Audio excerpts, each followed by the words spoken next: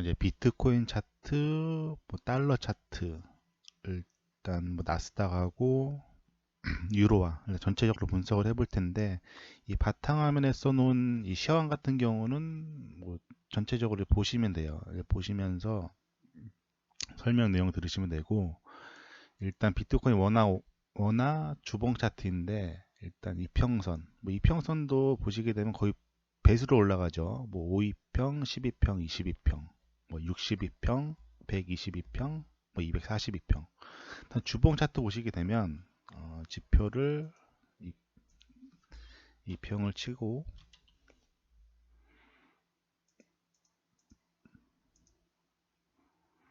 이 이평도 보시게 되면은 이 주가가 움직임에 있어서 중요한 이평으로 작용했던, 뭐 저항이나 지지로 작용했던 그런 이평을 찾아내는 게 중요한데, 일단 주봉상 보시게 되면 이평을 62평을 먼저 집어넣어 볼게요.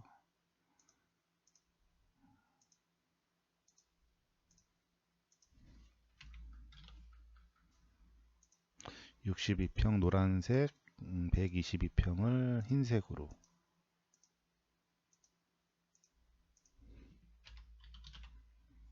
병을 흰색을 넣고, 242평을 녹색으로. 이 주봉상의 이평이니까 상당히 지지와 저항으로서 강하죠. 지지와 저항으로서 강하게 작용하는 이평선들인데, 이 242평은 지금 짧죠. 보시게 되면 62평이나 122평은 일단 이쪽에서부터 쭉 올라왔는데, 이 242평이 짧다는 거는 생긴 지, 형성된 지 얼마 안 됐다는 걸 일적으로는요. 얼마 안 됐다는 거죠. 이 보시게 되면 그 비트코인 주봉 차트, 원화 차트 한번 보시게 되면 이 지점에서 시장이 골든 크로스라고 하죠. 실제로는요. 여기서 5위평이 60주선이 120주선을 골든 크로스 하면서 실제로 비트코인 가격이 상당히 많이 올라왔죠. 올라오고 나서 보시게 되면 여기서 60주선이 120주선을 골든 크로스 하면서 비트코인 본격적인 상승 추세가 시작이 됐죠. 시작이 되고 나서 1차 고점이 나오고 나서 조정이 들어왔는데, 실적으로 조정이 들어왔던 지점에서 60주선의 지지선을 밟고 60주선의 지지선을 밟고 다시 한번 쌍봉을 찍으러 올라갔다가 이 60주선이 무너지니까 빠졌다가 60주선이 빠지면서 어떻게 보면 여기서 급락이 나온 거죠. 60주선이 무너지면서 급락이 나온 다음에 이 빠질 때 보시게 되면, 물론 이 고점에서 빠지는 속도가 상당히 빨랐지만 빠지고 나서 되돌림 저항, 일적으로는요. 이 시장에서 지지와 저항 강했던, 어떻게 보면 비트코인 시대에 있어서 가장 강했던 60주선이 무너지니까 추가적으로 더 조정이 들어왔다가, 하지만 60주선 되돌림 저항을 확인하고 주가가 빠졌다라는 거죠. 일적으로는요. 자, 그 밑으로 보시게 되면, 원래 다음 이제 밑으로 이평선 보시게 되면은, 원래는 120주선 이평이 원래 상당히 강했어요. 일적으로는요. 실질적으로 저런 식으로 빠져야지 맞았던 거죠. 실적으로는요. 여기서 이탈하고 나서 빠진 다음에 되돌림 장 받고, 그 밑에서 120주선을 지지를 받고 다시 올라가서 저항을 확인하고 빠졌어야 되는데, 여기서 한 번의 지지도 받지 못하고, 이제 한 번의 되돌림 반등도 받지 못하고 여기서 그냥 깨져버렸죠. 실적으로는요. 뭐 깨진 이유는 지금 미국 쪽에서 금리 인상 정책이죠. 이때 써놨죠. 이 120주선이라는 지지선이 중요한 지지라인이죠. 실적으로는요. 여기서도 60주선 한 번 지지받고 튕겨 올라가죠. 실적으로는요. 튕겨 올라갔는데, 실적으로는 이 60주선 지지보다는 120주선 지지가 더 강해요. 실적으로는요. 60주선보다 120주선의 지지가 더 강함에도 불구하고 한 번에 반등도 못 들어오지 못하고,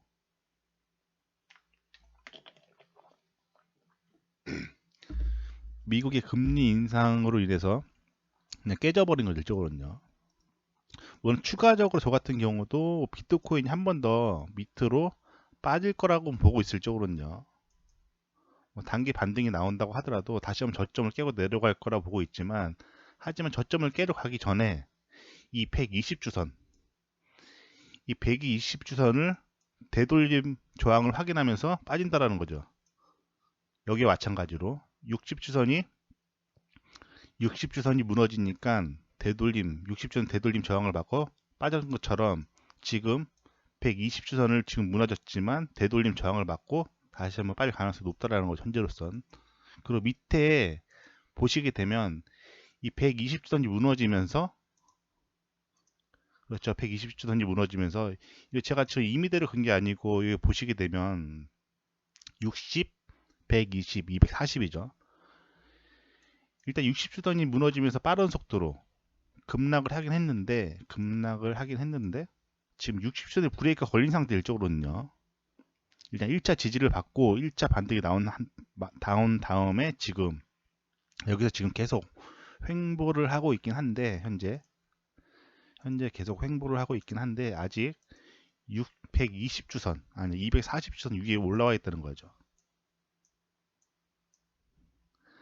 그래서 추가적으로 빠질 때 빠지더라도 여기서 지금 되돌림 저항을, 지금 120주선을 빠지고 나서 되돌림 저항을 확인하지 못했기 때문에 저런 식으로 또한 빠지면서 지금 120주선에 240주선에 지금 지지 라인에 지금 걸려 있기 때문에 추가적으로 빠질 때 빠지더라도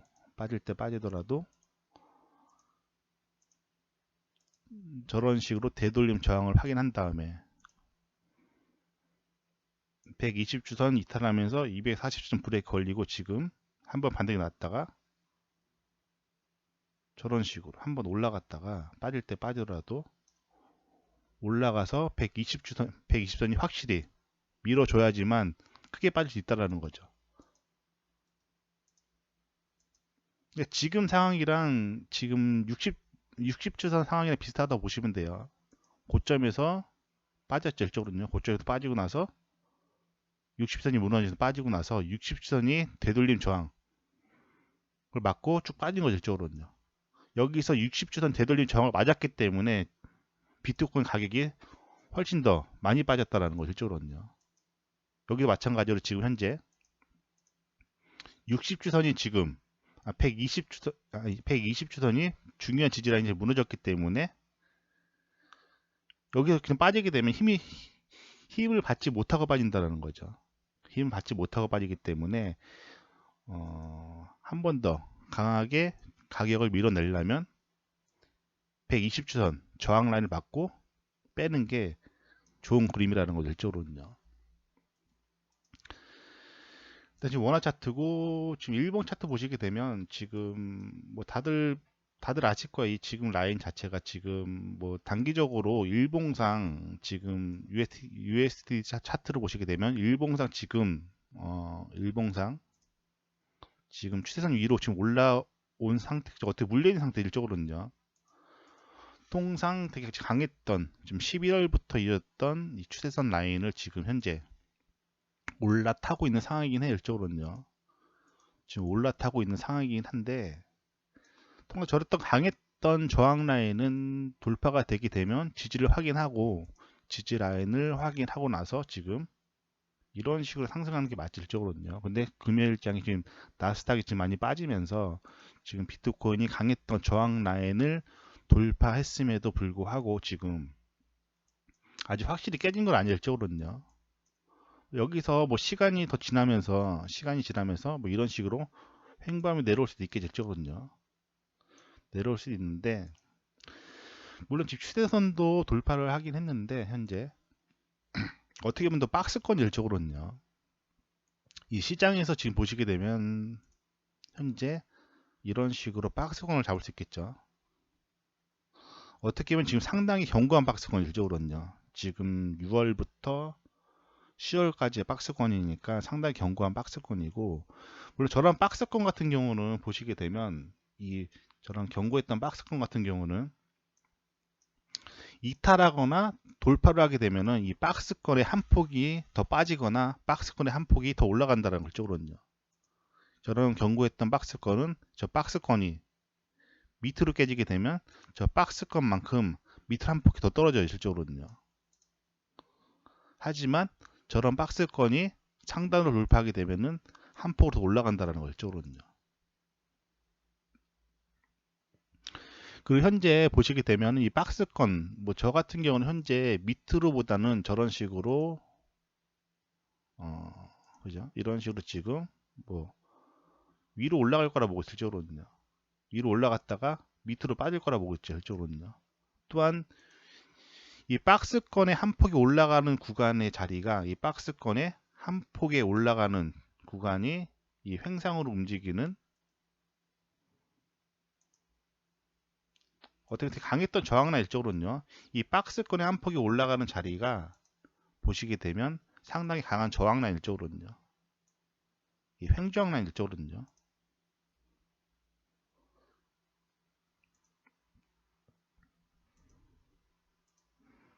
이 횡저항 라인이 이 박스권을 치고 올라가는 한 폭이 저항 라인인데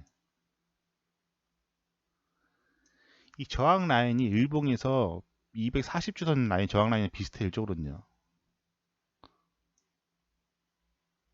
240주선 저항 라인에 비슷하고 일단은 한번 뭐 추가적으로 빠질 때 빠지더라도 한번 올라간 다음에 빠질 거라 보고 있고 현재 일단 큰 흐름상 보시게 되면은 뭐 시황을 읽어보시면 되고 뭐 전체적으로 지금 비트코인 지금 보시게 되면 뭐 지지 저항 그러니까 횡상으로 움직이는 지지 저항을 보시게 되면 일단 올라가게 되면은 지금 USD 차트를 보시게 되면 올라가게 되면은 이쪽 저항 라인이 상당히 강해질 쪽으로는요. 지금 횡상으로 움직이는 그러니까 제가 판단했을 때 횡상으로 움직이는 강한 지지하고 저항 라인. 자, 보시게 되면은 이 횡상으로 움직이는 저항 라인이 뭐 강한 건 다들 아실 거예요, 일적으로는요. 1저항, 2저항, 3저항 이탈하고 나서 올라가게 되면 다시 한번 저항으로 작용을 하겠죠. 그 현재 지금 브레이크 걸린 시점이 2017년도죠. 2017년도 비트코인 1차 신고가 부근. 여기서 지금 뭐 살짝 이탈을 하고 있지만 아까도 말씀드렸다시피 물론 고점 2017년 고점을 지금 일봉상 깼다가 지금 계속 밀어 올리고 있긴 한데 그렇죠. 2017년 고점을 여기서 왜 지지라인을 잡냐? 자꾸 지금 현재 보게 되면 여기서 지금 일봉상 몇 번 깨진 거 아니냐고 할 수도 있는데 아까도 말씀드렸다시피 120주선이 무너지면서 지금 120주선이 무너지면서 지금 현재 240주선에 지금 브레이크가 걸린 상황이라는 걸 일조로는요. 브레이크가 걸린 상황이기 때문에 현재 다시 말해서 2017년도 큰 흐름으로는 지금 2017년도의 고점 라인을 지지를 하고 있다라는 거죠. 그리고 지금 이쪽 라인이 무너지게 되면 지금 이쪽 2017년도 지지 라인 지금 이 횡상으로 아까도 말씀드렸다시피 지금 이 횡상으로 움직이는 지지 라인이 240주선 지금 브레이크가 걸린 상황이 일적으로는요. 브레이크가 걸린 상황이라는 거죠. 걸린 상황이고 지금 만약 이쪽 라인 지지 라인이 무너지게 되면은 만약 이쪽 뭐 2만불 라인 지지 라인이 무너지게 되면 밑으로 큰 흐름상 지지 라인은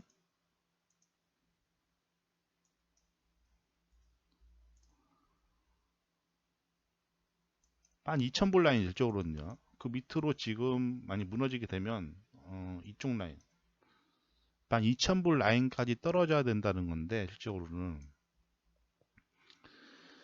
현재로서 12,000불까지 떨어뜨리려고 하면 일단 나스닥도 떨어져야 되고 뭐 현재 지금 비트코인하고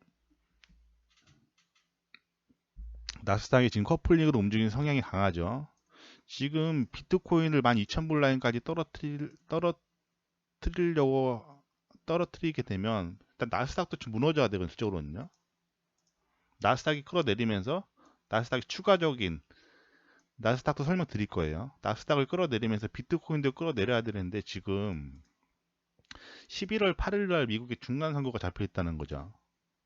11월 8일 날 지금 미국의 중간 선거가 잡혀 있는데 일단 그 다들 뭐 모르시는 분도 계시겠지만 11월 8일 미국의 중간 선거가 잡혀 있고 지금 바이든이 지금 지지율이 좀 계속 떨어지고 있죠. 전쟁도 해결하지 못하고 그렇다고 에너지도 해결하지 못하고 그렇다고 지금 증시도 잡지 못하는 상황에서 지금 지지율이 지금 바닥을 치고 있죠. 11월 8일 미국의 중간 선거가 있는데 이제 자국의 증시는 어, 지지율이죠. 대통령의 지지율과도 직결되기 때문에 11월 8일 전까지 일단 미증시를 끌어올리지 못하게 되면은 이 지지율을 회복하기 어렵단 말이죠. 지지를 회복하기 어렵고 지지를 회복하기 어렵게 되면은 일단 중간 선거에서 바이든이 질 가능성이 높다라는 거죠. 그래서 일단은 만약에 11월 8일 전까지 이 떨어지게 되면은 당연히 나스닥 떨어지는 거겠죠. 일적으로는요. 현재 비트코인하고 나스닥이 같이 움직이고 있는 상황이니까 비트코인이 추가적으로 하락하게 되면 미증시가 추가적으로 더 빠진다는 거 일적으로는요. 더 빠지게 되면 지지율도 마찬가지로 더 밑으로 더 빠진다는 거 일적으로는요. 해서 11월 8일 전에 중간 선거 전에 증시를 한 번 정도 끌어올릴 거라 보고 있고 현재 지금 지금 지속적인 미국 쪽에서 지속적인 지금 금리 인상으로 인해서 지금 미국 쪽에서 지속적으로 당연히 시중에 있는 달러를 걷어들이니까 지금 달러 가치가 계속 상승하고 있죠. 달러 가치가 지금 계속 상승하고 있으면서 고달러로 인해서 비트코인뿐만 아니라 주식, 뭐 국내 주식만 보도 지금 원 달러가 뭐 1,400원, 1,500원 넘어가는데 말이 많은데 지금 계속 고달러로 인해서 뭐 전 세계 자산 시장, 자산이 지금 계속 브레이크가 걸리고 있는 상황인데 지금 보시게 되면 지금 달러 차트예요. 달러 차트인데 상당히 빠르게 가파르게 급등을 했죠. 상당히 빠르게 지금 가파르게 지금 미국 쪽에서 금리 인상을 계속 실행을 하니까 미국 쪽에서 지금 금리 인상을 계속 실행을 하니까 이 달러가 지금 계속 시중에 달러를 걷어들이면서 지금 달러의 가치가 계속 상승을 하고 있는데 그러면서 지금 이 달러랑 이 달러 뭐 FX 마진 하시는 분은 아시겠지만 이 유로화, 엔화, 뭐 파운드화 이 달러가 올라가게 되면 반대급부 효과로 다 빠져 일적으로는요. 뭐 위안화까지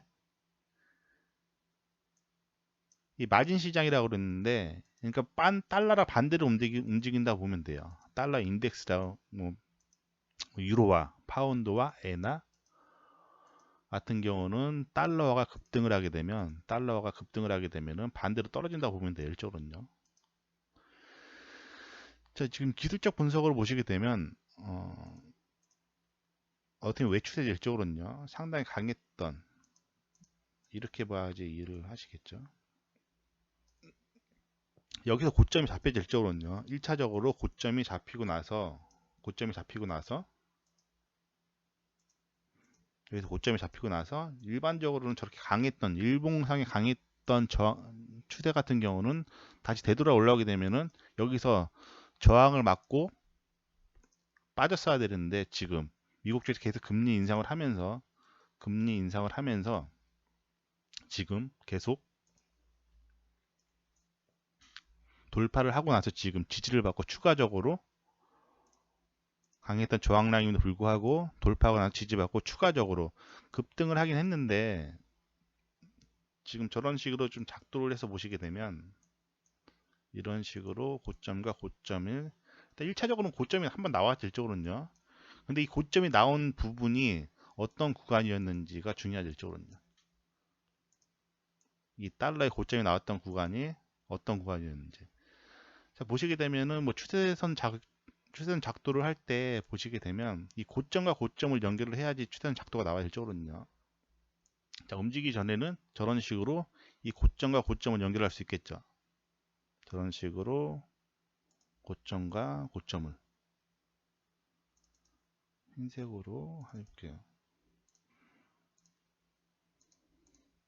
두 개의 고점이 나왔고, 그러면 주가가 만약 바닥에서 추가적으로 끌어올리게 되면 이 추세선 라인은 계속 상방으로 타고 올라오고 있으면 이제 닿는 시점이 저항 라인일 수 있겠죠.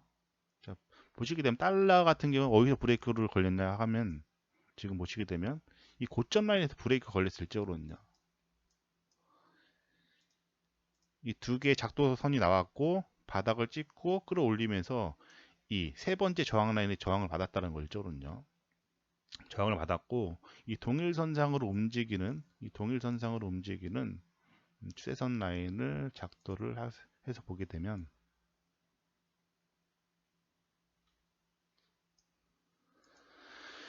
자, 기술적 분석상 보시게 되면 이 노란색 선상에 어떻게 보면 강했던 저항 라인 돌파를 하고 나서 지금 조정을 받지 못하고 조정을 받고 올라간 게 아니라 돌파를 하고 나서 다이렉트로 끌어올렸죠. 다이렉트로 끌어올렸기 때문에 물론 추가적으로 달러가 올라가기 위해서는 기술적 분석상 저런 식으로 올라가는 조일적으로는요. 강했던 저항 라인을 돌파를 하고 나서 다시 한번 조정을 주고 저런 식으로 끌어올리는 게 좋죠, 일적으로는요.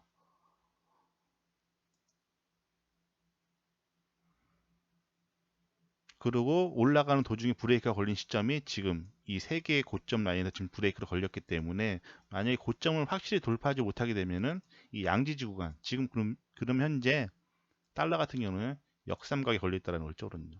저런 식으로 역삼각 걸렸기 때문에 이런 식으로 100달러 부분 라인까지 조정이 들어와야지 추가적으로 올라갈 가능성이 높다라는 거죠. 또한 지금 고달러로 인해서 영국하고 영국, 일본, 그다음에 중국이 지금 외환시장에 개입을 하고 있죠. 또한 유로존도 지금 금리 인상 중에 일적으로는요. 미국 같은 경우 달러를 금리 인상을 했기 때문에 지금 계속 올라가고 있지만 만약 유로존도 금리를 계속 올라간다고 하면은 달러는 내려갈 수밖에 없을 일적으로는요. 왜냐하면 반대급부로 움직이기 때문에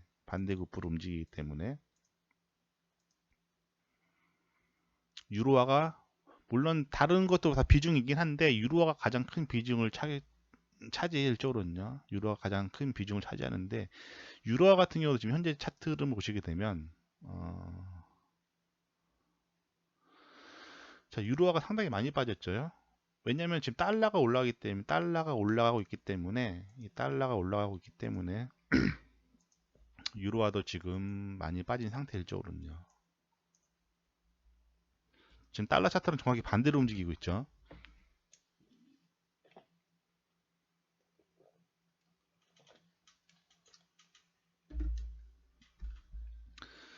지금 달러 차트랑 정확히 반대로 움직이고 있는데 자, 보시게 되면 달러 같은 경우는 기술적 분석상 보시게 되면 고점과 고점을 연결할 수 있겠죠. 저런 식으로 고점과 고점을 연결할 수 있고 동일선상으로 움직이는 추세선 라인을 작도를 해서 보시게 되면 되게 중요했던 지지라인 일적으로는요. 유로화에 있어서 가장 되게 중요했던 이게 지금 92년도부터 차트예요. 92년도부터 차트인데 지금 유로화 같은 경우는 되게 중요했던 지지라인을 한번 지지를 하고 나서 여기서 지금 한 번 지지받고 두 번 지지받고 여기서 지금 무너지면서 지금 추세선 바깥으로 밀려는 상황이 일적으로는요.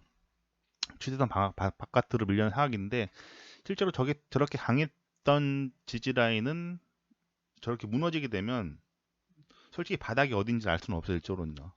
바닥이 어딘지 알 수는 없는데 저렇게 무너졌다고 하더라도 뭐 다른 추세가 나올 수 있겠죠. 저런 식으로 자, 이런 식으로 저점을 잡을 수 있겠죠. 이 세 개의 저점 중에서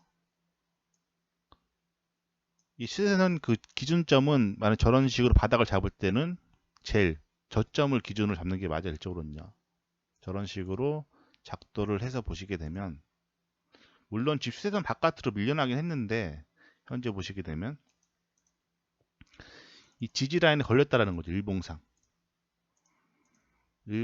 지금 지지 라인에 걸렸다라는 거죠. 이쪽으로는요.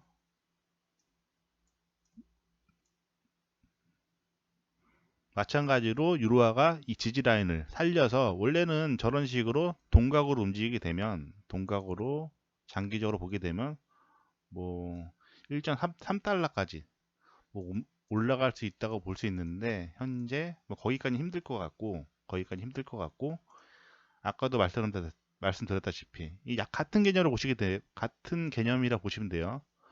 유로화 같은 경우도 지금 이 흰색 지지선 라인을 이탈하면서 급락을 했는데, 이 되돌림 저항을 받고 빠진 게 아니죠. 이쪽으로는요.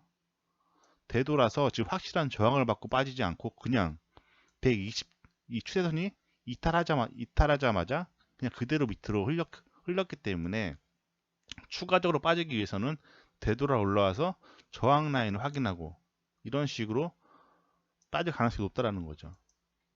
지금 유로화 같은 경우는 브레이크가 걸렸는데, 달러 같은 경우는 저항 라인에 걸려 있다는 거. 이쪽으로는요.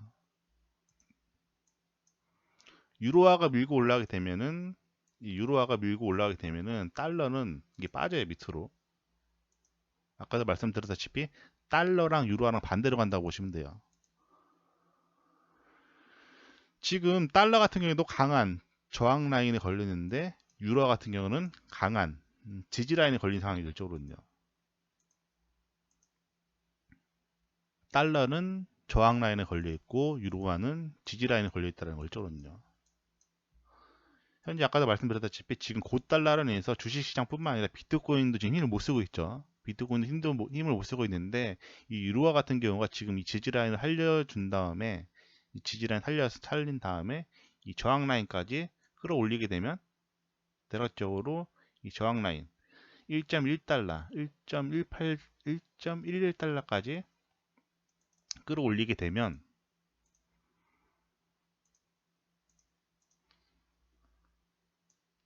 아까도 말씀드렸다시피 지금 영국, 일본, 중국이 전부 다 고달러로 인해서 화폐 가치 하락으로 인해서 지금 다 외환시장에 개입을 하고 있죠.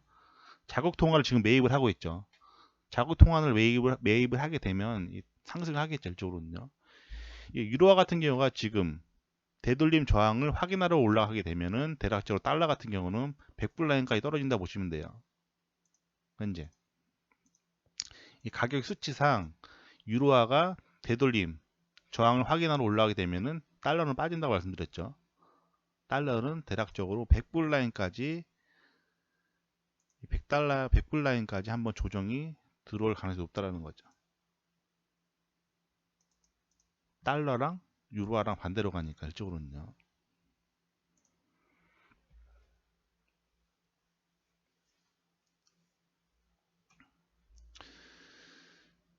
자, 현재 원래는 그 미국 지표 중에서는 지금 뭐 소비자 물가 지수가 되게 중요하다고 얘기를 하는데, 실적으로는 지금 와서 소비자 물가 지수지, 원래 예전 같은 경우는 금리 발표가 1등, 그 다음에 비농업 부분 고용자 변수가 2등인데, 지금은 미국 소비자 물가 지수, 지금 CPI가 지금 어떻게 보면 지금 시장에서 가장 이슈화가 되고 있죠. 원래 예전 같은 경우는 미국 소비자 물가 지수 같은 경우는 거의 힘을 못 썼어요. 지표 중에서, 물론 미국 지표 중에서 중요한 지표긴 한데, 뭐 현재 시장 흐름이 소비자 물가 지수 CPI를 지금 기준점으로 많이 움직이고 있죠. 자, 그 소비자 물가 지수 같은 경우는 그 유가 상승분도 반영을 해요. 일적으로는요. 뭐 유가 에너지 상승분, 일적으로는요. 에너지 상승분을 반영을 하는데, 미국 CPI 지수가 최고점이 나왔을 때, 미국 소비자 물가 지수 CPI가 최고점이 나왔을 때, 이 유가 같은 경우는 아마 130불, 이 130불 기점을 산정해서 미국 소비자 물가 지수가 사상 최대치가 나왔을 거예요. 이쪽으로는요. 미국 그 유가를 산정을 해서 미국 소비자 물가 지수 CPI 반영을 하기 때문에, 이 CPI 지수가 최대치가 나왔을 때 이 유가 가격을 130불에서 120불 라인 정도 산정을 해서 아마 그 수치가 나왔을 텐데, 지금 가격 보시게 되면 이 130불 대비 지금 100불이 깨진 상황이죠. 이쪽으로는요. 100불이 깨진 상황이고, 물론 지금도 높죠. 일적으로는요. 이때가 코로나 쇼크인데 마이너스, 실적으로 이때 아실 거예요. 이 코로나 쇼크 때 국제 유가가 마이너스 40불까지 빠졌다. 단기적으로 순간적으로 빠지긴 했죠. 지금 130불 라인까지 올라온 건데, 결과론적으로 뭐 개념 이해 잘 안 되시는 분도 계시겠지만 대략적으로 이 오일 같은 경우가 한 계약 사는데 이 당시 아마 300인가 그럴 거예요. 300인가 그런데 어떻게 레버리지 걸려 있죠. 해외 선물 같은 경우는 대략적으로 30배수 정도의 레버리지 걸려 있는데 이 300만 원에 한 계약을 할 수 있던 크루드 오일이 130불 라인까지 끌어올렸다면 대략적으로 수치상으로 30, 한 1억 8천 정도가 올라온 거죠. 1억 8천이면은 60배인가요? 1억 8천이면 대략적으로 이 증거금 대비 60배까지 올라온 거죠. 300만 원에 한 계약을 진입했다 해서 여기서 팔았으면 대략적으로 1억 8천 정도 수익인 거죠. 뭐 그러신 분은 없겠지만 그만큼 많이 상승을 했죠. 유가 같은 거. 마이너스까지 갔다가. 그리고 지금 최고점 130불 라인을 찍고 나서 지금 100불 라인으로 떨어졌는데 이렇게 되면 지금 이제 미국 소비자 물가 지수에 이제 반영이 되겠죠. 그 전에 최고치가 나왔을 때 이 130불에 대한 반영분으로 나왔기 때문에 일단 뭐 현재 고점이 어딘지를 알 수는 없을 적으로는요. 뭐 최고점은 이때 금융위기 전인 것 같아요. 2008년이니까 금융위기 전인 것 같은데 일단 고점이 일단 나온 상태에서 지금 조정을 받고 있기 때문에 만약 추가적으로 조정이 들어오게 되면 물론 지금 유가 같은 경우는 이 상승 파동이 맞긴 맞아요. 일적으로는요.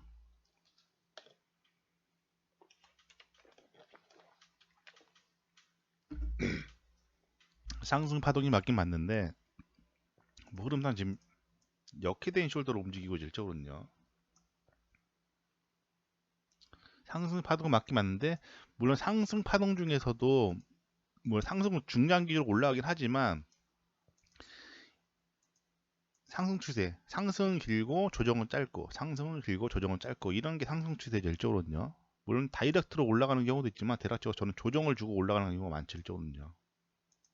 특히 장기적으로는 일단 기술적 분석상 보시게 되면은 이 저점과 저점을 연결할 수 있겠죠. 지금 오른쪽 어깨가 올라간 역헤드인 숄더긴 해요. 일적으로는요. 유가 같은 경우는 지금 오른쪽 어깨가 어떻게 보면 상승 추세 중에서도 또 강한 추세죠. 일적으로는요. 이런 식으로 이제 작도를 할 수 있겠죠. 관통 추세선으로 작용을 할 수 있고 일단 보시게 되면은 지금 오른쪽에 올라가 있는 상태이기 때문에 아까도 말씀드렸다시피 상승 추세는 맞긴 맞는데 추가적으로 더 강하게 올라가기 위해서는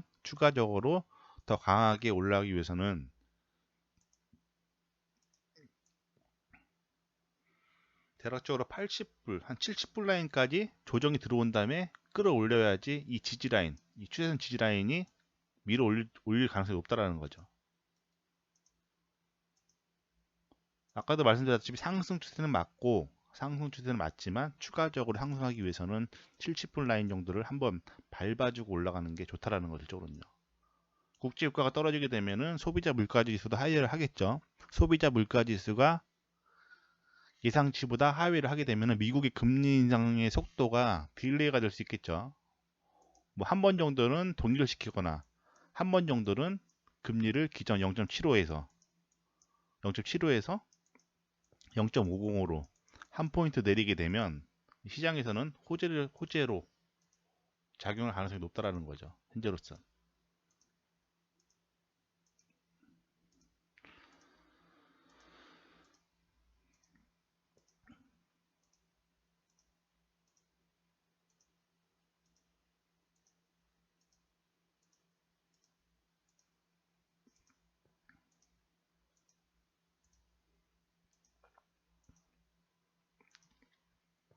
그리고 현재 지금 뭐 국제유가 같은 경우는 지금 아까도 말씀드렸다시피 70분 라인을 왜 확인해 주는 게 좋냐면 일단 뭐 작도를 이런 식으로 할 수 있겠죠. 이 고점 일단 한번 나왔죠. 일적으로는요. 이 한 번에 고점이 지금 나온 거죠. 왜냐면 고점이 일단 맞고 떨어진 거기 때문에 이 고점 라인을 맞고 떨어진 거기 때문에 한 번에 고점이 나온 거죠. 고점이 나온 거고, 이 동일선상으로 움직이는 이 시선 라인을 작도를 하게 되면 70분 라인을 대략적으로 70분 라인을 때려주는 게 좋다라는 거죠. 이 지지 라인을 밟아주고, 이 지지 라인을 뭐 이렇게 회원부가 빠지면서 이 지지 라인, 양지지를 밟아주고 올라가는 게 좋다라는 거죠. 가격이 상당히 빠르죠. 빠르지만 한번 지지를 받고 양지지를 받고 끌어올려주는 게 좋다라는 거죠.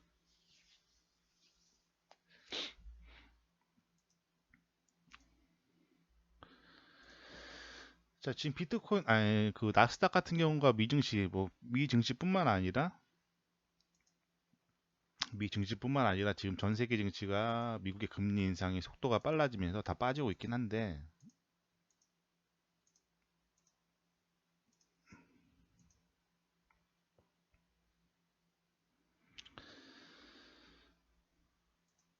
물론 지금 장기적으로 나스닥이 지금 지지 라인을 이탈을 하긴 했어요. 일적으로는요. 이런 식으로 고점과 고점을, 왜냐면 이 삼봉에서 여기서 고점이, 이 최고점이 여기에요. 보시게 되면 이 최고점이 쌍봉인 구간인데 이 구간이죠.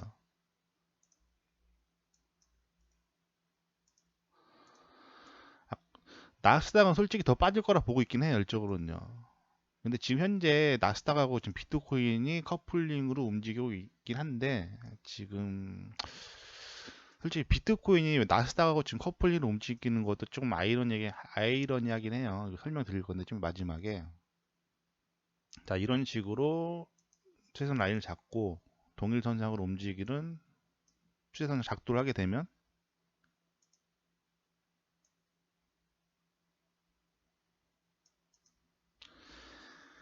왜 작도를 이렇게 걷냐, 이 고점 맞은 데가 되돌림 저항을 받고 지금 빠진 거죠. 일적으로는요. 이 나스닥 같은 경우는 지금 되돌림 저항을 맞고 빠진 건데, 되게 중요했던 추세선이죠. 실적으로는요. 되게 중요했던 추세선 라인이 이탈이 되니까 되돌림 저항을 확인하고 지금 빠진 거죠. 1차적으로 빠진 건데, 아까 비트코인도 보시게 되면 중요했던 지지 라인이 빠지고 나서 추가적으로 하락을 했지만 되돌림 저항을 받고 추가적으로 빠진 거죠. 실적으로는요. 이 60주선보다 120주선이 더 강했는데, 이 60주선보다 120주선이 더 강했는데 깨져버렸죠. 현재 깨지면서 추가적으로 더 나왔지만 현재 되돌림, 비트코인 같은 경우도 되돌림 저항을 확인을 못했다라는 거죠. 추가적으로 비트코인 저점을 깨고 내려가기 위해서는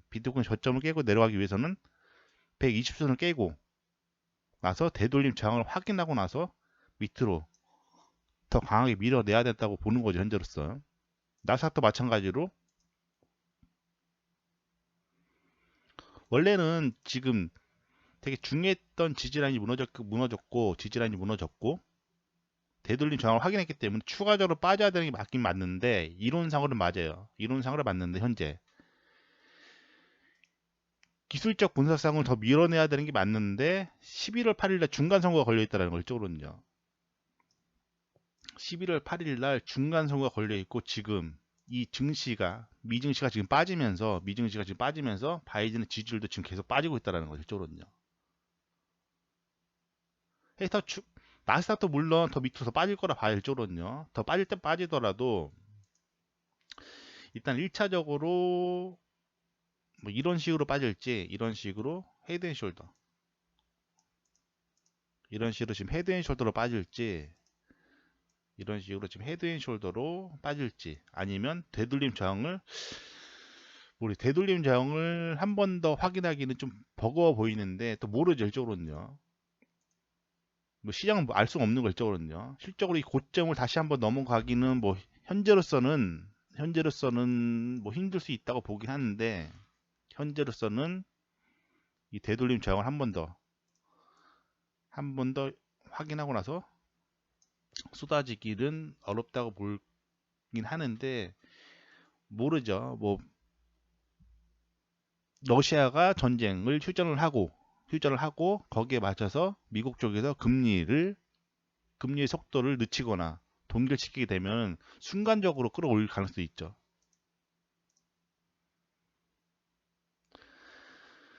일단은 빠지는 게 맞는데 미국에 지금 중간 선거가 잡혀 있기 때문에 증시 방어 못 하게 되면 현재 미국 쪽에서 증시를 방어하지 못하게 되면 일단은 바이든이 중간 선거에서 이기기 힘든데 바이든이 중간 선거에서 이기기 힘든데 이렇게 되면 이제 어떤 사태가 발생을 하냐면 이 다음 타자가 트럼프예요. 다들 아시겠지만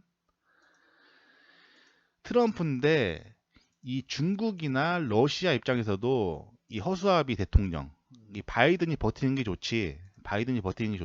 이 바이든이 지금 지지율이 하락을 하면서 지금 건강 이상으로 나오고 있죠. 바이든.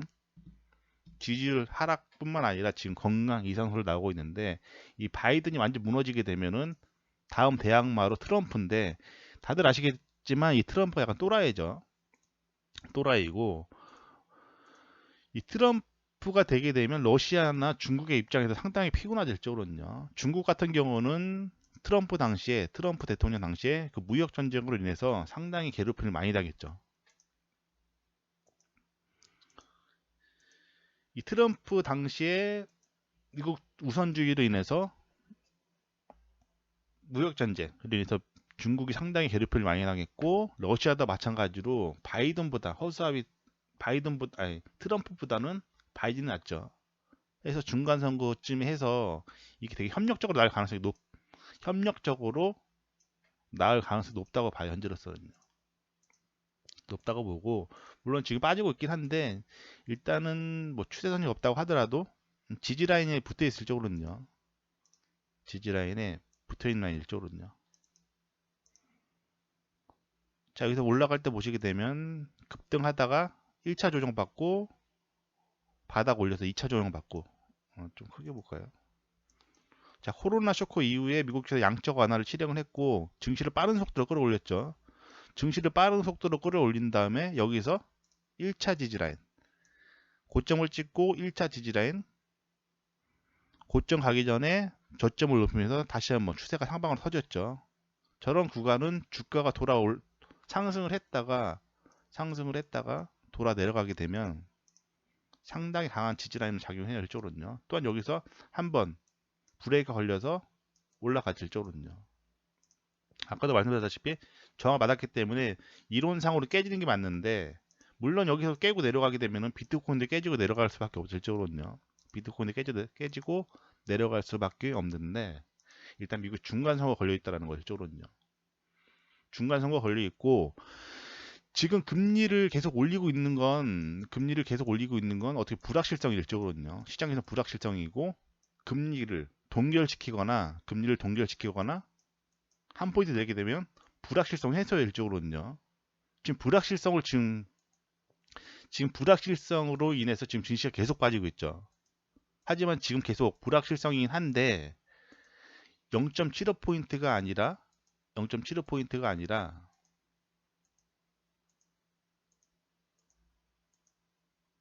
뭐 0.50이나 금리를 한 포인트 내리게 되면 시장에서는 불확실성 해소라고 보죠. 그럼 뭐 증시도 올라가고 비트코인 따라서 올라가겠죠. 또한 지금 러시아하고 우크라이나도 불확실성이 일적으로는요. 불확실성이 한데 만약에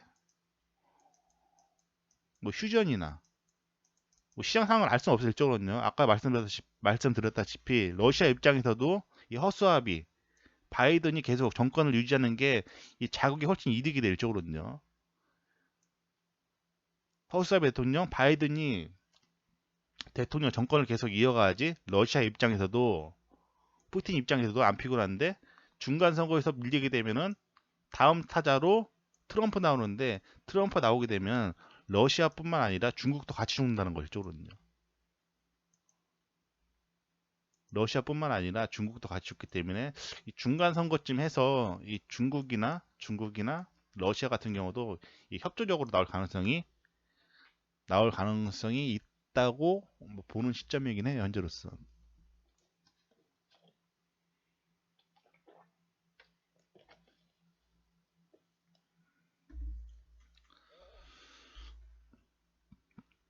뭐 전체적인 뭐 시황을 그렇게 들으시면 될 것 같고, 근데 마지막으로 비트코인 이거는 커뮤니티 게시판인가 올려놨으니까 참고하시면 될 것 같고, 이 비트코인이 어떻게 만들어진지, 그리고 향후 비트코인이 어떻게 갈 가능성이 높은지, 물론 이게 제가 분석한 거기 때문에 물론 다 맞지 않을 수는 있어요. 일적으로는요. 맞지는 않을 수 있는데, 일단 뭐 제가 생각하는 비트코인 향후 어떤 식으로 움직일 가능성이 높은지 일단 분석해 봤는데, 일단 비트코인이 어떻게 만들어진지 먼저 아셔야 될 쪽으로는요. 비트코인이 어떻게 만들어진지 아셔야 되는데, 2007년도죠.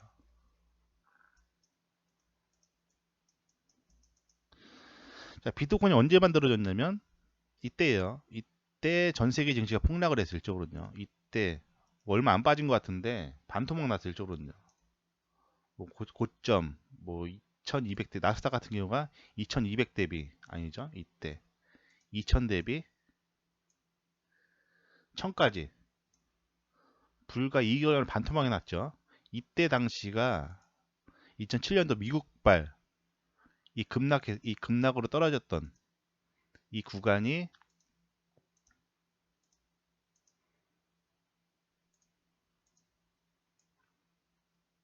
이거 얼마 안 떨어진 것 같은데 아까 말씀드렸다시피 2000에서 1000까지 빠진 거니까 단 두 달 만에 미증시가 단 두 달 만에 50%가 폭락을 한 거예요. 실적으로는요. 이때 미증시가 폭락을 하면서 2007년도 미국발 금융위기 주택담보 부실대출이죠. 이 서브프라임 모기지 사태가 터지면서 전 세계 증시가 급락을 했죠. 미국뿐만 아니라 아시아, 유럽 다 급락을 했죠. 이 급락을 하니까 이 코로나 때와 마찬가지로 전 세계 증시가 단기간에 폭락을 했어요. 코로나 때도 폭락을 했죠. 이때 당시에 이 폭락했던 증시를 해결하고자 미국에서 펼친 정책이 코로나 때와 똑같은 정책이에요. 금리를 제로 금리를 내리면서 시중에 돈을 무한대로 풀어내는 양적 완화 정책을 실행을 했죠.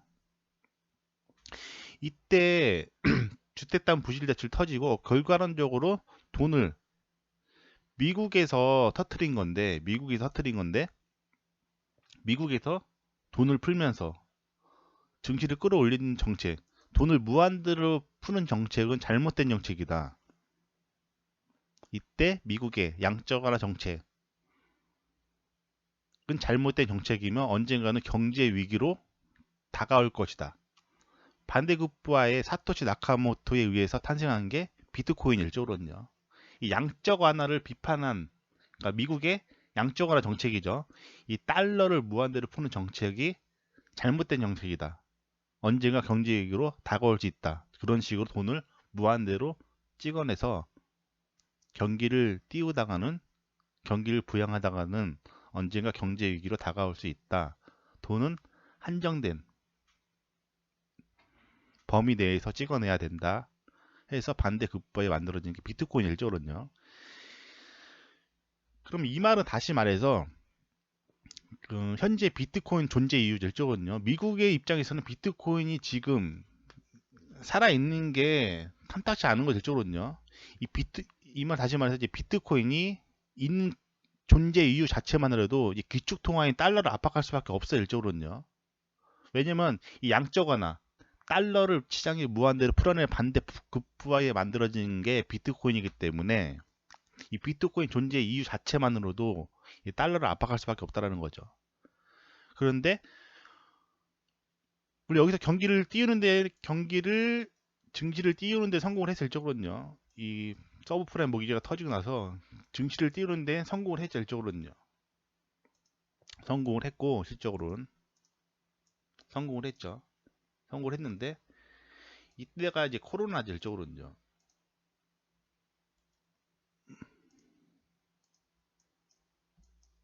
이때인가요? 코로나가 이때죠. 코로나.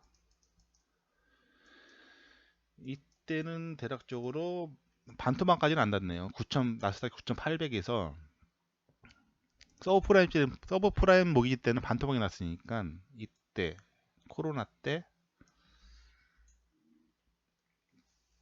한 3, 40% 빠진 것 같은데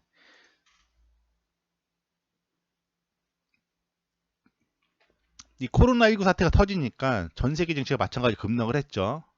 코로나 사태 때 전 세계 증시가 급락을 하니까 미국에서는 2007년도 양적 완화 정책과 마찬가지로 금리를 내리면서 시중에 돈을 무한대로 풀어내는 양적 완화 정책을 실행을 한 거죠, 일적으로는요.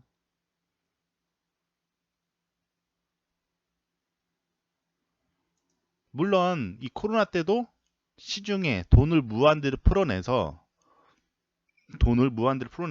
증시를 말도 안 되게 띄워질적으로는요. 이 코로나 터지니까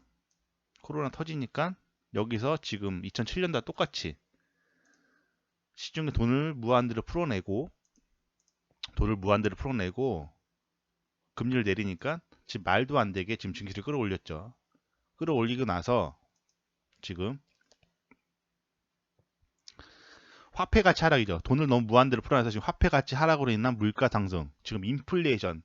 여기서부터 지금 미국 쪽이 여기서부터 지금 이제 많이 증시는 살렸지만 지금 시중에 돈을 지금 무한대로 풀어낸 부작용이 일적으로는요. 이 금리 인상은 그 양적 완화에 대한 부작용이 일적으로는요. 인플레이션 자체가 양적 완화에 대한 부작용이죠. 여기 있죠. 이제 화폐 가치 하락으로 인한 물가 상승, 인플레이션의 부작용에 직면했기 때문에 지금 풀었던 통화량을 걷어들이는 금리 인상 정책을 펼치면서 지금 인플레이션 해결했다는 명분하에 지속적인 금리 인상 정책을 펼치고 있는 상황이 일적으로는요. 이게 이론상으로는 비트코인이 원래 나스닥으로 같이 빠지면 안 돼, 일적으로는요. 왜냐면 지금 그 양적 완화에 대한 부작용, 인플레이션이 발생했고 어떻게 부작용이 일적으로는요. 원래 여기서부터는 비트코인이 올라가지 마, 일적으로는요. 왜냐면 지금 양적 완화의 부작용이니까. 근데 여기서 당연 지금 금리를 올리니까 증시가 밑으로 빠지고 있죠, 일적으로는요. 여기서 지금 양적 완화를 실행을 했고, 그래서 증시를 띄웠고, 여기서 지금 화폐 가치 하락으로 인해서 지금 인플레이션이 발생을 했죠, 일적으로는요. 인플레이션이 발생했다는 거는 양적 완화에 대한 부작용이기 때문에 여기서부터 비트코인이 올라가지 맞죠. 이론상으로는 여기서부터 올라가는 게 맞죠, 이쪽으로는요. 왜냐면 양적 완화에 대한 부작용이 지금 발생을 해서 금리를 올리기 때문에 비트코인이 올라가지 맞는데 금리 인상을 하게 되면 증시 당연히 빠지겠죠, 밑으로. 지금 현재 빠지고 있고. 근데 여기서 지금 비트코인이 올라가게 되면은 미국이 더욱더 압박이 될 수밖에 없다는 거죠. 이거 제가 보는 관점인데 지금 어거지로 끌어내리는 거죠. 미국에서 이 양적 완화에 대한 부작용인 인플레이션으로 금리를 올리는 도중에 비트코인이 올라가게 되면은 미국 쪽에서 계속 부담이 되기 때문에 지금 어거지로 말도 안 되는 지금 커플링을 지금 끌어내리고 있는 상황이라 보고 있는데,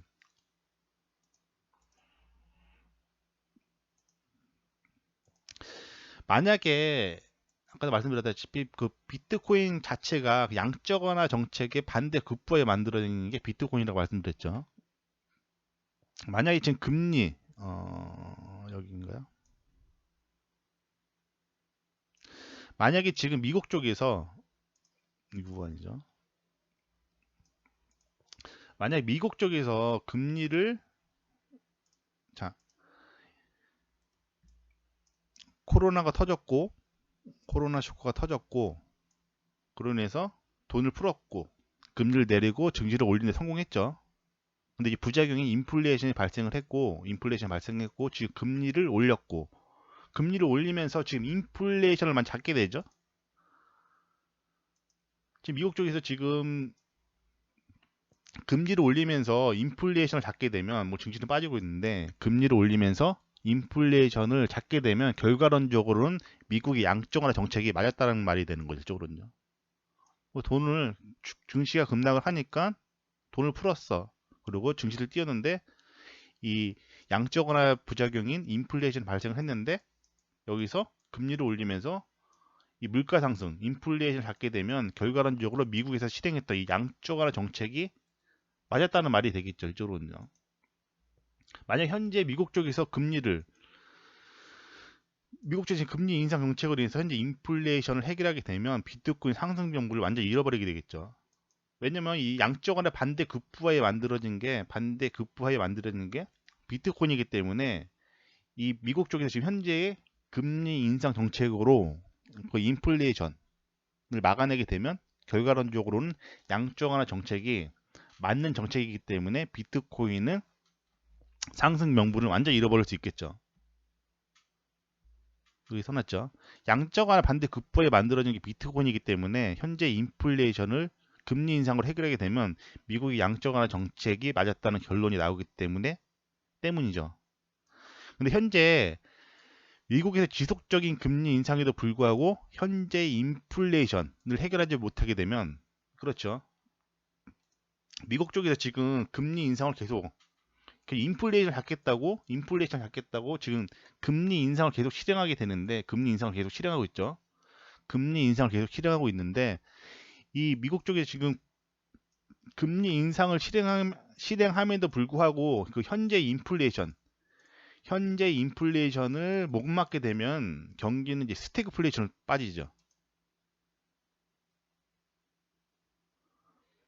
미국의 지속적인 금리 인상에도 불구하고 현재 인플레이션을 해결하지 못하게 되면 세계 경기 이제 스태그플레이션에 접어들게 되는데 이 스태그플레이션에 접어들게 되면 다시 말해서 이 양적 완화 정책이 완전 실패가 되는 거죠. 이쪽으로는요. 이해되시는지 모르겠는데 이 경기가 스태그플레이션에 접어들게 되면 이 양적 완화 정책이 완전 실패예요. 이쪽으로는요. 이 스태그플레이션에 빠지게 만든 게 이 시초가 미국의 양적 완화이기 때문에 양적 완화가 시발점이기 때문에 이 스태그플레이션에 빠지는 순간 이 양적 완화 정책의 완전 실패라고 볼 수 있죠. 다시 말해서 양적 완화 완전 실패를 의미하며 스태그플레이션에 빠져들게 되면 미국의 달러, 기축통화는 힘을 잃을 가능성이 높죠. 왜냐하면 달러를 풀어내서 경기를 띄웠지만 금리를 올리면서 인플레이션을 못 잡고 스태그플레이션에 빠지면서 전 세계 증시가 다시 한번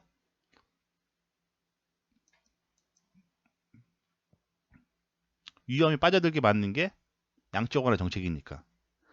이 기축통화의 달러가 힘을 잃으면서 비트코인은 지속적인 우상일 가능성이 높아요. 일적으로는요.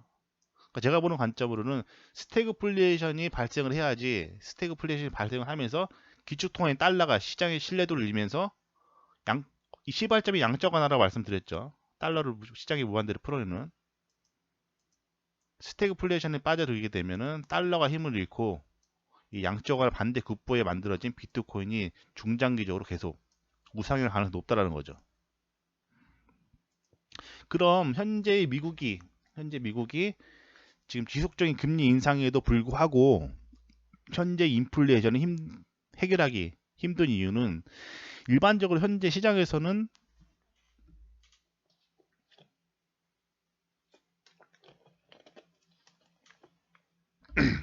현재 인플레이션이 이 화폐 가치 하락으로 인한 인플레이션이 높다고 보시는 분들 많은데 실질적으로 화폐 가치 하락으로 인한 인플레이션도 있지만 이 지구 온난화 그로 인해서 전체 농산물의 작황 감소로 인한 물가 상승 인플레이션이 동시에 내재되어 있다는 거죠. 이 가축 또한 농산물, 사료를 먹고 자라기 때문에 전체적으로 물가가 상승할 수밖에 없는 거죠. 일적으로는요. 다른 투기 상품과 틀리게 농산물 같은 경우는 한 방향으로 움직일 일적으로는요. 뭐 옥수수 하락하는데 밀이 상승하고 그런 디커플링 흐름이 아니라 밀, 콩, 옥수수 뿐만 아니라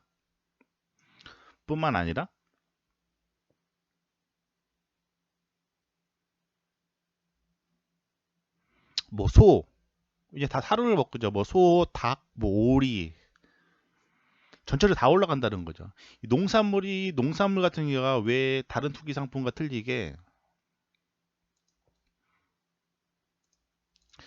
이 농산물이 있나?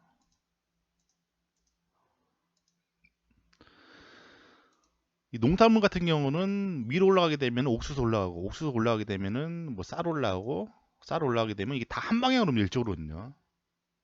그 농산물이 움직이게 되면은 뭐 닭, 소, 돼지 이 전체적으로 다 올라가기 때문에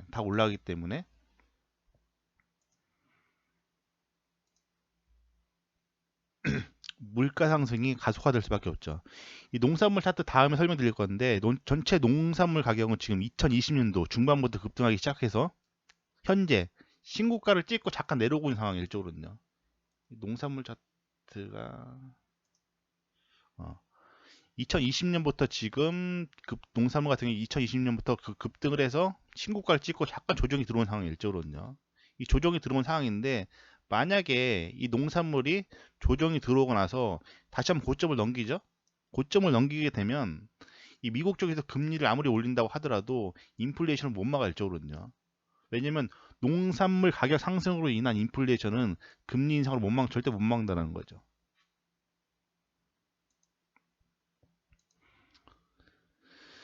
전체 농산물 가격 지금 현재 2020년부터 급등하기 시작했고 현재 신고가 부근 도달 후 현재 조정 중인데 현재 갈수록 이제 지구 온난화 기후 변화가 심해지는 상황으로 기후에 직접적인 영향을 받는 농산물 작화은 갈수록 안 좋아질 가능성이 높죠. 미국에서 현재 인플레이션을 금리 인상으로 해결하고자 지금 노력하고 있지만 농산물 가격이 상승하면서 물가가 상승하게 되면 미국에서 아무리 금리를 올린다고 하더라도 현재의 인플레이션을 해결하지 못하게 되면 경기는 스태그플레이션으로 진입하게 될 가능성이 상당히 높다라는 거죠.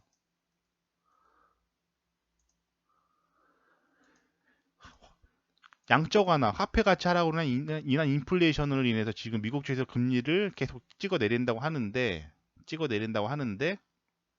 농산물 가격이 올라가 버리죠. 농산물 가격이 올라가면서 농산물 가격에 인한 인플레이션이 발생하게 되면은 미국 쪽에서 금리를 아무리 올린다고 하더라도 미국 쪽에서 금리를 아무리 올린다고 하더라도 농산물 가격이 상승하게 되면은 절대 인플레이션을 해결하지 못한다는 거죠.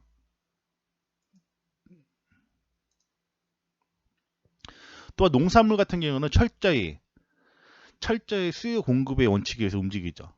다른 투기 상품과 틀리게 철저히 수요 공급의 원칙에 의해서 움직이고 다른 투기 상품 같은 경우는 뭐 화폐, 뭐 달러죠. 뭐 골드, 가스, 석유 같은 경우는 수급 조절할 수 있죠. 뭐 워펙 같은 경우는 뭐 원유를 증산하네, 뭐 감산하네. 또 화폐 같은 경우는 미국에서 보면 그냥 양적 완화죠. 뭐 돈을 더 찍어냈네, 돈을 걷어들이네 등등 해서 이 수급 조절로 인해서 가격을 임의적으로 단기적으로 조정할 수는 있어 일적으로는요. 다른 투기 상품 뭐 화폐, 골드, 가스, 석유 같은 경우는 수급 조절로 인해서 가격을 임의적으로 조정할 수 있는데 농산물은 틀려요 일적으로는요. 농산물은 철저히 수요 공급의 원칙에서 움직이죠. 철저히 수요 공급에 의해서 움직일 일적으로 농산물 같은 경우는 단적으로 영화들 많이 보셔서 아시겠지만 뭐 재난 영화에서도 그렇죠. 사람이 시비를 긋고 눈앞에 1조원, 뭐 옥수수 한 개, 이 두 가지 중 택이라고 하면 뭐 다음날 죽는다고 해야 돼요. 11일째 죽는데 눈앞에 1조원, 옥수수 한 개, 두 가지 중에 택이라고 하면 식량 옥수수를 선택할 수밖에 없죠. 그만큼 중요할 수밖에 없다는 거죠. 농산물, 식량 자체가. 앞에도 말씀드렸는데 양쪽으로 반대 급부하에 탄생한 게 비트코인이기 때문에 비트코인 존재 이유 자체만으로도 달러를 압박할 수밖에 없죠. 그래서 지금 커플링을 여기서부터는 디커플링이 맞아야 일적으로는요. 근데 여기서 지금 비트코인이 여기서 금리를 올리면서 떨어지기 때문에 미국 쪽에서 지금 제가 보는 관점으로는 지금 어거지를 끌어내린다는 거 일적으로는요. 왜냐면 미증시가 금리 인상, 양적 완화에 대한 부작용인 인플레이션으로 지금 금리를 올리는데 여기서 비트코인이 올라가게 되면은 기축통화를 압박할 수밖에 없기 때문에 일단은 어떻게든지 끌어내린다는 거죠 일적으로는요. 여기 설명드렸죠. 양적 완화 반대 급부에 만드는 게 비트코인이기 때문에 비트코인 존재 이유 자체만으로 달러를 압박할 수밖에 없고 양적 완화 부작용인 인플레이션으로 인해서 금리 인상을 실행하고 있는 시점에 전세계 증시가 하락하는 상황에서 비트코인이 상승하게 되면 이 달러로 더 압박할 수밖에 없기 때문에 현재 미국에서 각종 규제로 비트코인을 강압적으로 커플링으로 끌어내리고 있는 상황으로 보여진다는 거죠. 이 미국 쪽에서 이 기축통화죠. 지금 기축통화인 달러를 압박하는 게 기축통화인 달러를 압박하는 게 얼마나 부담스럽냐면 이 단적인 예로 페이스북이죠. 지금 메타로 바뀐 걸로 알고 있는데 원래 페이스북 쪽에서 이 코인을 만들려다가 미국 당국 규제를 받았죠. 왜냐하면 페이스북 같은 경우는 지금 전 세계적 글로벌적으로 영향력이 있기 때문에 이 페이스북 지금 메타로 바뀌었죠. 이 자체 코인을 만들려다가 미 당국 규제로 철수했죠. 뭐 미국 당국이 찍힌 거겠죠, 일적으로는요. 그대로 메타 페이스북 주가가 사상 최대로 폭락을 했어요, 일적으로는요. 하루 사이에 26%가 빠졌다고 해요, 이 당시에요. 시가총액은 하루 만에 2,513억 달러, 하나로 약 300조 원이 단 하루 만에 꺼졌다는 거죠. 근데 아이러니하게도 미국 페이스북에서 자체 코인을 만들려고 한 직후라는 거죠. 시가총액 하루 2,513억 달러면 미국 증시 사상 최대 규모라고 해요. 뭐 다른 기타 요소도 있겠지만 타이밍이 코인 발행을 시도한 직후라는 거죠.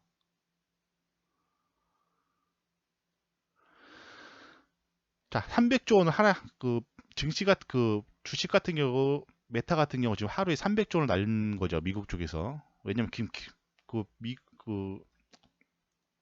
메타에서 지금 자체 코인을 만드는 것 자체만으로 해도 왜냐면 글로벌 기업이거든요. 미국은 달러를 압박하기 때문에 기축통화 어차피 도전이죠. 도전이 있기 때문에 증시가 박살나는 거로 보고 있어요. 저는 해가지고 그 메타의 시가총액 하루 감소액 미국 증시 상사 최대 금인데 물론 다른 기타적인 요소도 있는데 타이밍 코인 발행 시도 직후라는 거죠. 2020년도 이제 9월 20일 날 이거 분석을 한 내용인데 자, 미국 입장에서 지금 비트코인 존재 이유 자체만으로도 되게 부담스럽다고 말씀을 드렸죠. 그리고 메타 같은 경우는 페이스북이죠. 하루에 시가총액을 300조 원 날렸죠. 현재 비트코인이 2,700만 원, 이 당시에 9월 20일 날 비트코인이 2,700만 원에 거래되고 있고 2,700만 원 당시에 시가총액은 불과 510조 원밖에 안 될 쪽으로는요. 9월 20일 당시 비트코인 가격이 2,700만 원 선에 거래되고 있고 비트코인의 시가총액이 510조 원밖에 안 되고 미국의 입장에서는 지금 기축통화를 달러를 압박하는 비트코인을 사실상 시장에서 사라지게 만드는 게 가장 좋겠죠. 미국의 입장에서는 기축통화를 달러를 압박하는 원래는 반대급부에 만들었다고 말씀드렸죠. 양적 완화 반대급부에 만들어졌기 때문에 사실상 시장에서 사라지게 만드는 게 가장 좋아요. 저는요. 뭐 기업이나 뭐 메타, 페이스북 기업이는 이제 각종 규제나 공매도로 상장 폐지시키면 그만이죠. 왜냐면 하루에 302조 원도 날렸기 때문에 불과 510조 원짜리 비트코인을 이론상으로 뭐 하루 반만에 날릴 수도 있는데 비트코인이 기업이라면 각종 규제를 공매도로 상장 폐지시키는 게 가장 좋죠. 미국 입장에선. 하지만 실상은 그러지 못한다는 거죠.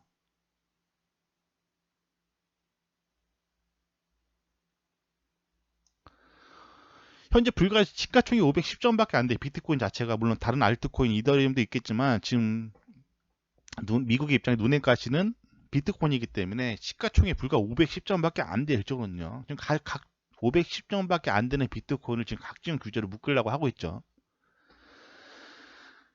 자, 왜 미국의 입장에서 이 비트코인을 상장 폐지를 못 시키느냐?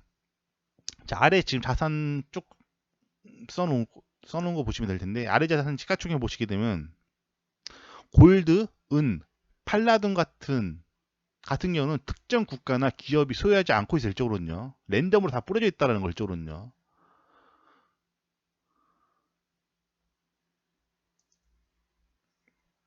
골드 같은 경우 특정 국가가 다 들고 있나 실적으로는요. 골드나 은, 광물이 실적으로는요. 전 세계 다 뿌려져 있어요. 실적으로는요.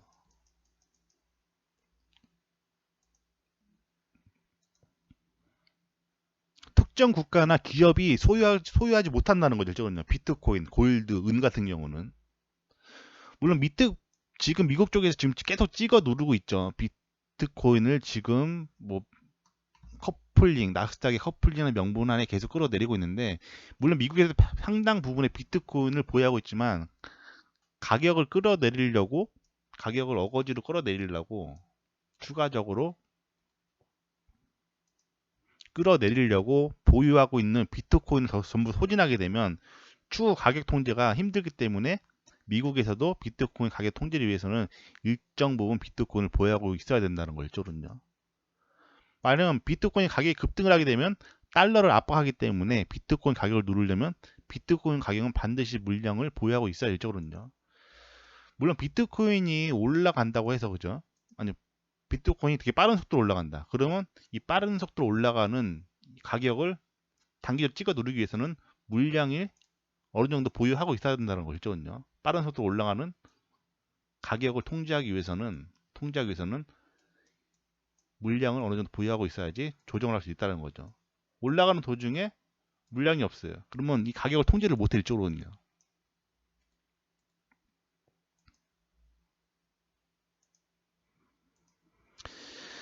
전 세계 시가총액인데 1위는 골드예요. 일조는요. 전 세계 지금 상위 시가총액 17위까지 모여드렸는데 1위는 골드고 9월 20일 당시 시가총액 기준이에요. 골드 같은 게 소유 국가가 없죠. 골드 같은 소유 국가가 없고 애플 같은 게 소유 국가 미국, 3위 사우디 아람코 소유 국가 사우디아라비아, 4위 마이크로소프트 소유 국가 미국, 구글 미국, 아마존 미국, 실버는 소유 국가가 없어요. 일적으로는요. 8위 테슬라 소유 국가 미국, 9위 버크셔 해서웨이 미국, 10위 미국, 11위 미국, 12위 미국, 13위 미국, 14위 대만, 15위 미국. 팔라딘 같은 경우도 광물이죠. 소유 국가가 없어요. 일적으로는요. 비트코인도 마찬가지로 소유 국가가 없다라는 거죠. 소유 국가가 없기 때문에 미국 쪽에서 상장 폐지를 못 시켜요. 일적으로는요. 이해되시나 모르겠는데 이 소유 국가가 없기 때문에 상장 폐지, 미국 쪽에선 비트코인이 상장 폐지 시장에서 사라지는 게 가장 좋겠지만 이거 어거지로 찍어 누르려다가 이 물량 다른 나라에 다 뺏기게 되면 추후에 미국 쪽에서 가격 통제를 하지 못한다는 거죠. 이쪽으로는요.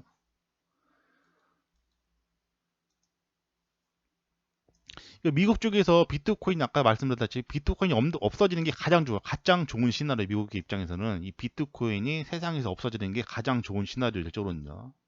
가장 좋은 시나리오인데 이 비트코인 같은 소유 국가가 없다고 말씀드렸죠. 골드와 같이. 이거 찍어 누르다가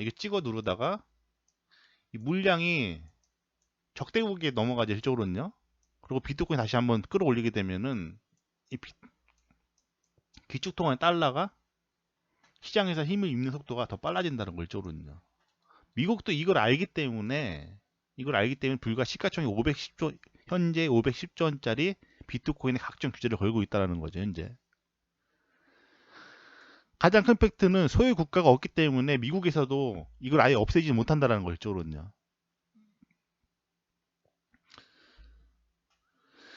현재 시장에서 이제 비트코인 가격을 크게 흔들 수 있는 국가가 미국과 중국이죠. 미국과 중국인데 미국과 중국은 적대국이에요. 일적으로는요. 미국과 중국, 러시아, 미국은 적대국 일적으로는요. 도널드 트럼프 대통령 당시 미국과 중국과의 무역 전쟁을 위해서 중국은 크게 곤욕을 치른 바 있죠. 장난 아니었죠. 아마 코로나 사태가 있기 전에 세계에서 가장 큰 불확실성은 미국과 중국의 무역 전쟁이었죠. 뭐 일방적으로 트럼프가 갈군 거죠. 중국을 무역 전쟁 간생으로 인해서 이 코로나 쇼크가 있기 전에 전 세계에서 가장 불확실성은 미국과 중국의 무역 전쟁. 이 말은 다시 말해서 미국과 중국은 적대국이 일적으로는요. 적대국이고 이 비트코인 존재 이유만으로도 기축통화의 달러를 압박하고 이는 곳 미국을 압박하는 좋은 수단이 일적으로는요. 비트코인 가격이 상승하게 되면 달러를 압박한다고 말씀드렸죠. 비트코인 가격이 상승을 하게 되면 달러를 압박하고 이는 곧 미국을 압박하는 좋은 수단일죠. 그럼요. 적대국인 중국이 미국의 의도대로 비트코인 가격이 무한대로 하락해 줄 가능성은 매우 적다고 보고 있어요. 일적으로는요. 왜냐면 비트코인 가격을 찍어 누르면 찍어 누를수록 미국의 입장에서만 좋은 거니까 현재.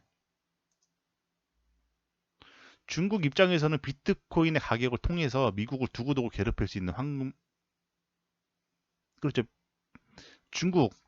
미국의 적대국인 중국의 입장에서는 비트코인 가격을 통해서 미국을 두고두고 괴롭힐 수 있는 황금알도 낳는 거의가 더 같은 좋은 카드인데, 비트코인 가격을 끌어올리게 되면은 미국을 계속 괴롭힐 수 있죠. 이쪽으로는요. 중국의 입장에서는 적대국이고, 미국을 두고두고 괴롭힐 수 있는 황금알도 거의가 더 같은 좋은 카드인데, 현재 미국하고 중국이 현재 양측 다 비트코인을 규제하고 있는 상황이긴 해요. 이쪽으로는요. 지금 중국도 규제를 하고, 붓다빈 같은 경우죠. 중국도 지금 규제를 하고 미국도 규제를 하고 있는 상황인데, 미국은 지속적인 규제를 할 가능성이 높아요. 이쪽으로는요. 비트코인을 크게 흔들 수 있는 양국, 중국과 미국, 현재 비트코인 가격을 지금 각종 규제로 인해서 지금 비트코인 가격이 하락하고 있는 시점인데, 비트코인은 미국 같은 경우는 계속 찍어두를 가능성이 높아요. 이쪽으로는요. 계속 규제를 걸겠죠. 이쪽으로는요. 미국하고 중국하고 양측 다 비트코인을 규제하고 있는 상황이긴 한데, 중국은 언제든지 180도로 돌아갈 가능성이 높아요. 현재 제가 보는 관점은 그래요. 미국은 계속 안 좋게 비트코인을 찍어 누르려고 하겠지만, 중국에서는 언제든지 180도로 바뀔 가능성이 높다라는 거죠. 시장에서.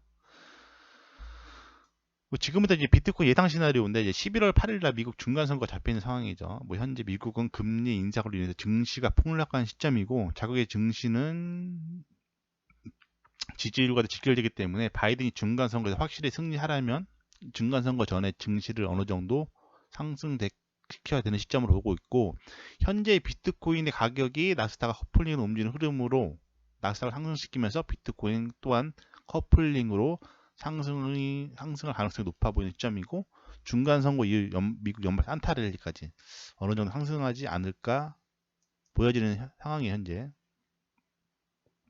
이후에 스태그플레이션이 접어들면서 전세계 증시 및 비트코인 또한 빠른 속도로 하락하면서 다시금 저점 라인, 아까 설명드렸다시피 여기서 물론 한번 반등을 하겠지만 여기서 120주선이 무너지면서, 그렇죠, 여기서 60주선 지지받고 상승하고 이탈하니까 빠졌다가 되돌림 저항받고 쭉 빠졌죠. 이쪽으로는요.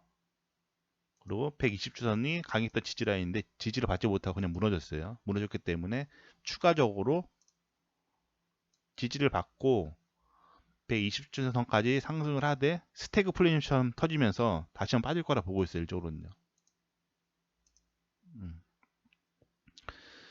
중간 선거 연말 산타랠리까지 갔다가 어느 정도 상승하고 나서 이후에 스태그플레이션이 접어들면서 전 세계 증시 및 비트코인 또한 빠른 속도로 하락하면서 다시금 저점 라인에 이탈한 후에 스태그플레이션이 발생하면서, 다시 말해 미국이 양적 완화 정책의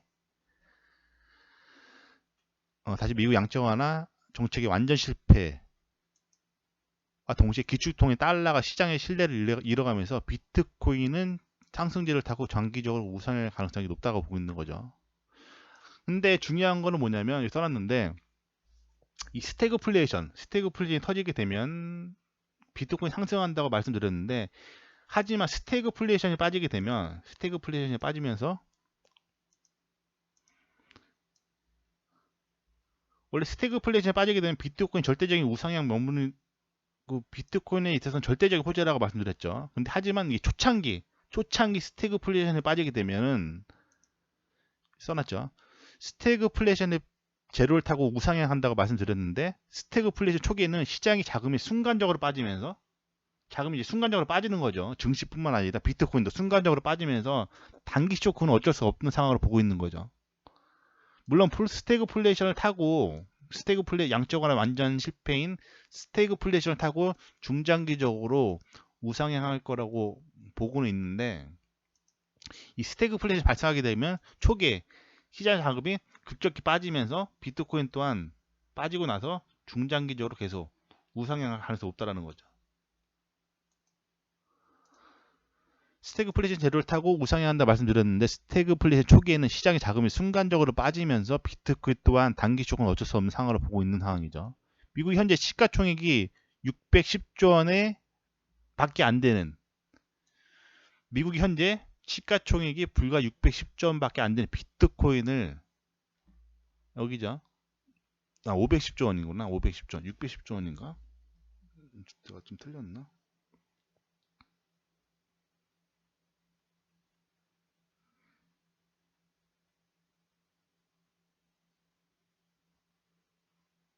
510조 원이 맞네요.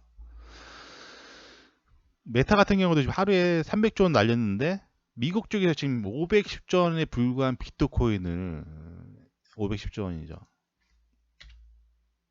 미국에서 현재 시가총액 불과 510조 원이 비트코인을 각종 규제로 계속 통제하고 있다는 건, 계속 통제를 하죠, 미국 쪽에서. 현재 불과 시가총액 510조 원밖에 안 되는 비트코인을 각종 규제로 계속 통제하고 있다는 건, 미 자국도 향후에 비트코인 가격이 상승할 걸 이미 알고 있다라는 거죠. 상승할 걸 이미 알고 있고, 상승의 속도,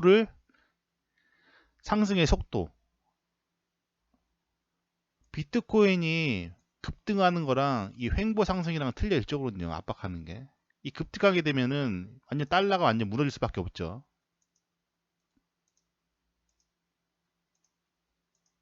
똑같이 올라갈 때 올라가더라도 어느 속도로 올라가냐 틀리죠. 저런 식으로 또 빠른 속도로 급등을 하느냐 아니면 점진적 우상향이냐. 미국 입장에서는 점진적 우상이 낫죠.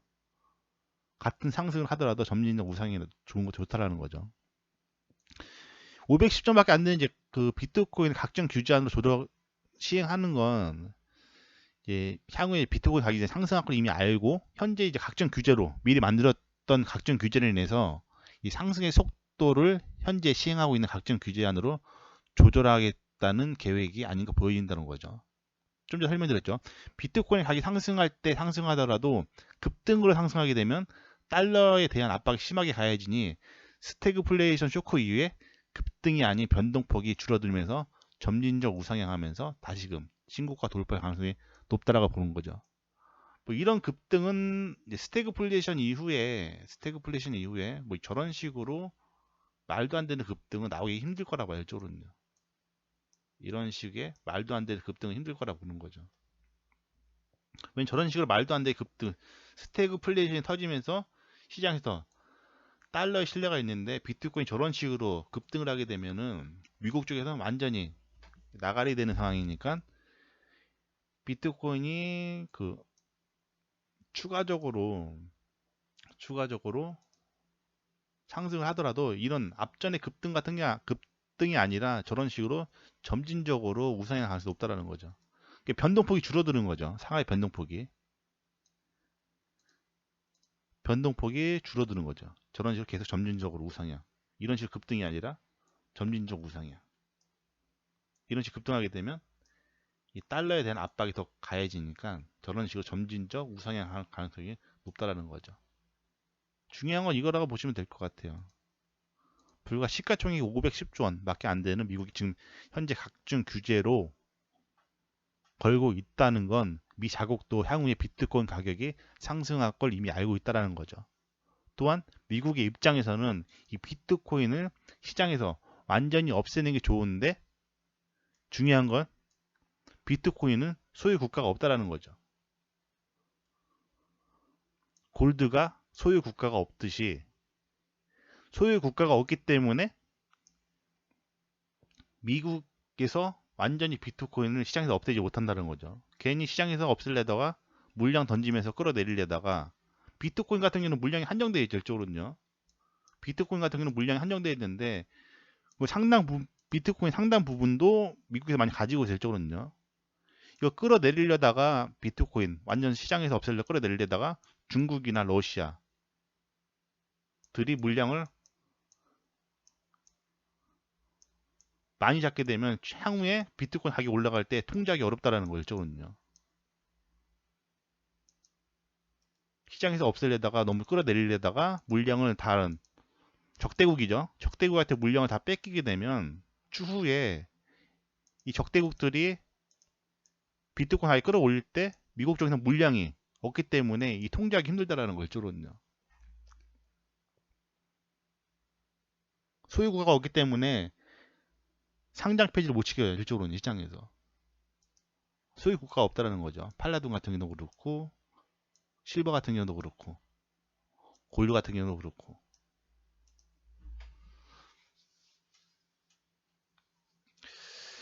일단 뭐 힘든 시기인데 잘 대응하시면 좋을 것 같고, 일단 스태그플레이션 터지게 되면 시장의 알트코인들 한 90% 이상은 없어질 가능성이 높아요. 이쪽으로는요. 설명 안 써놨는데, 이 스태그플레이션 터지면서 비트코인 다시 한번 저점 깨고 내려가게 되면 이 시장에 있는 알트코인 90% 이상은 없어질 가능성이 높아요. 이쪽으로는요. 약간 닷컴 버블 때랑 비슷하다고 보시면 돼요. 이쪽으로는요. 만약 스태그플레이션 저점 깨고 내려오면서 스태그플레이션 터지게 되면 단기적으로 비트코인 저점 깨고 내려오고, 이때 시장에서 90% 이상의 알트코인들이 없어질 가능성이 높아요. 이쪽으로는요. 이 말은 다시 말해서 이 시장에서 알트코인들이 없어지게 되면 비트코인의 신뢰도는 더 강해지겠죠. 이 닷컴 버블 당시에도 닷컴 버블을 타고 올라갔던 수많은 대부분 기업들이 다 상장 폐지를 당했어요. 이쪽으로는요. 닷컴 버블 당시에도 이 닷컴 버블을 타고 올라갔던 수많은 기업들이 대부분 상장 폐지 당했고, 거기서 살아남은 아마존, 그 당시에 닷컴 버블을 타고 올라갔지만 거기 살아남은 아마존이 현재 미국의 시가총액 1위까지 올라간 적이 있죠. 이쪽으로는요. 약간 그런 상황이라고 보시면 될 것 같아요. 스태그플레이션 전에 한번 반등이 오고 나서 스태그플레이션 터지면서 다시 한번 저점을 깨고, 저점이 깨질 때 시장의 90% 이상의 알트코인들이 상장 폐지되고, 물론 여기서도 살아남은 코인, 알트코인 중에서 이제 살아남은 대장 코인이 있겠죠. 이게 NFT 같은 경우는 NFT 같은 경우가 다시 한번 폭발적으로 상승할 가능성이 높아요. 다음에 설명드릴 건데,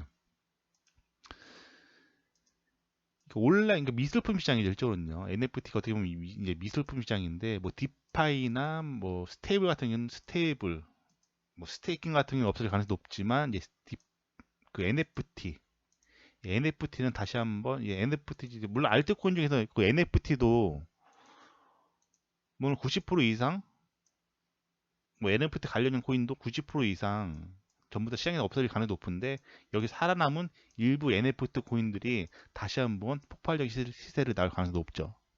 이 미술품 시장은 절대 안 없어질 쪽으로는요.